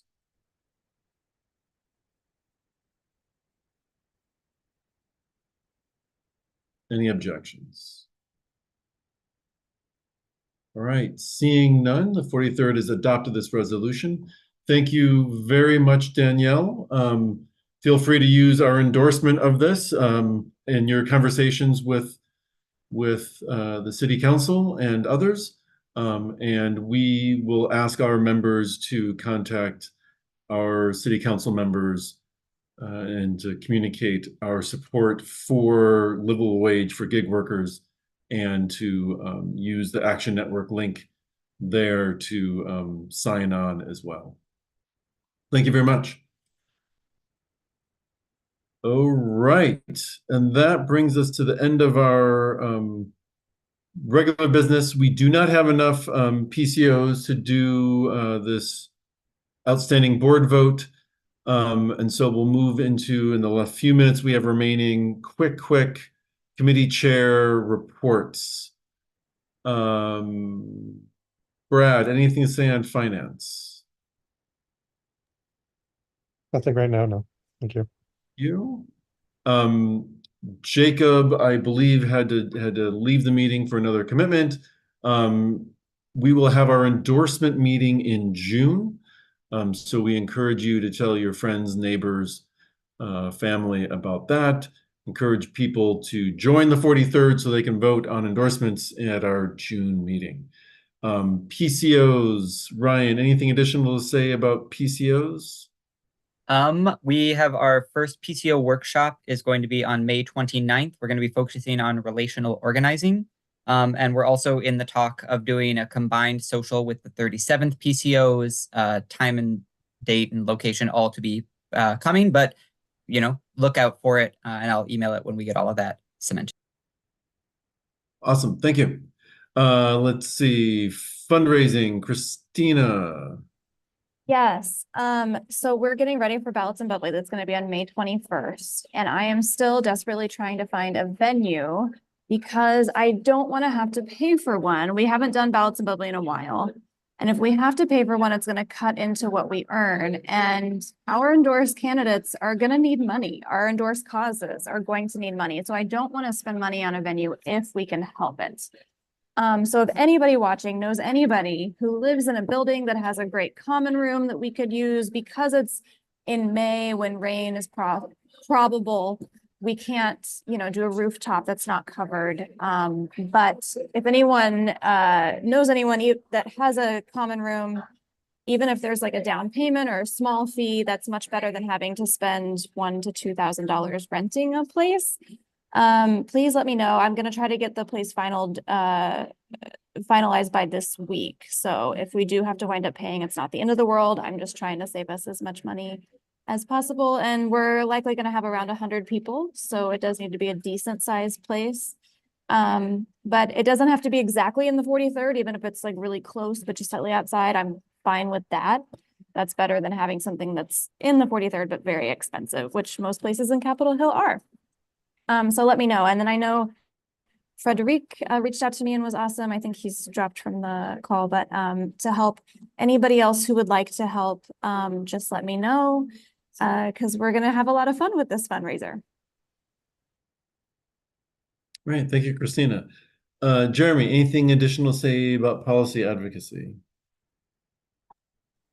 No, just going to be continuing to focus on the state convention for the next month.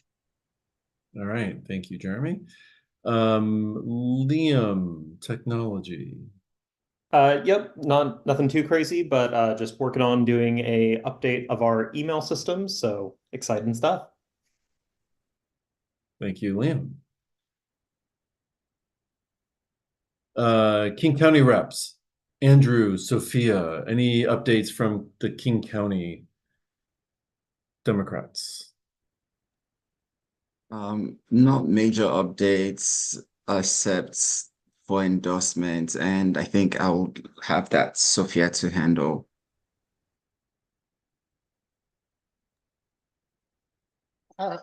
Yeah, so King County Dems are doing endorsement interviews right now.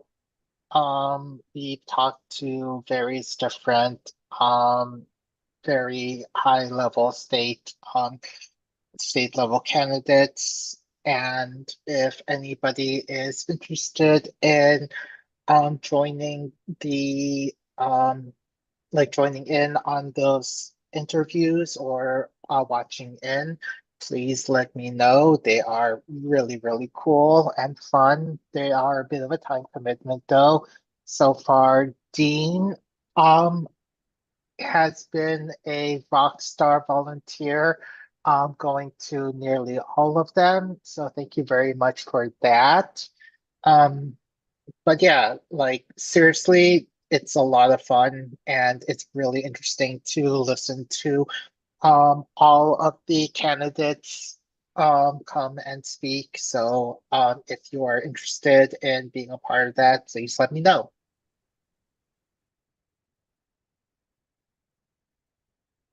Thank you, Sophia. And Dean, thank you for your work on the endorsement committee. I know it's a large time commitment, and so thank you for investing your time there so we can learn about the candidates and make informed decisions about who we endorse at the county level. State reps, Amy, Sam, updates from you for the state. Yeah, sure. Hey, all. This is Amy Madden, one of your state committee representatives to the Washington State Democrats. I just want to say I am so excited about this incredible slate of delegates and alternates. that are going to be attending the state convention and being part of that process. Just a lot of really great community leaders involved with this, and really looking forward to working with you all to bringing our progressive values to the state convention. I also just want to say really quick that I want to give a huge shout out to our chair, Paul Chapman, and the massive amount of work that he has been doing to coordinate with the state and make sure that our delegate elections ran smoothly. And he's just gone above and beyond and is such an incredible chair. So huge shout out to him. That's all from me. Thank you, Amy. Sam, anything from you? Nope, nothing else. Thank you. All right. Okay, we are just at 9:01, but I will throw it open for a very brief good of the order. If anyone has a good of the order, please raise your hand so we can call on you. Ryan, yes. Well, as you might recall, we supported I-137 with a resolution. They are deep in the middle of gathering signatures. I will put the link in the chat, but if you've got a spare couple hours on a nice weekend day and you want to come to a farmer's market or a grocery store or anything like that and help us gather signatures, even if it's just that one time, we'd really appreciate the support. We've got about a little over 9,000 right now. We need to get to 35,000 by the start of June to get it on the ballot. So any support you can provide, we'd appreciate. Thank you, Ryan. Any other good of the order?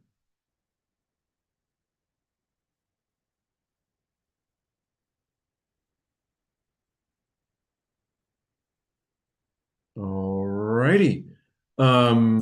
With that, just another reminder, run for PCO May 6th through May 10th. If you're a delegate, please check for the mail that I sent out last night with the schedule.